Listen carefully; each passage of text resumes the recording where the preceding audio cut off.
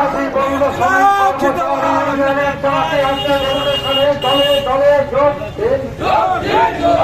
সমস্ত স্থায়ী কর্মচারীদের সরকারের মতায় 26,000 টাকা বেতন চালু করতে হবে। অস্থায়ী কর্মচারীদের 2003 সালের নভেম্বর মাসে আগে নিযুক্ত সমস্ত কর্মচারীদেরকে অবিলম্বে স্থায়ীকরণ করতে হবে। এই দাবিতে আজকে পৌরসভায় ডেপুটেশনে দলে দলে যোগ দিন। জিন্দাবাদ জিন্দাবাদ।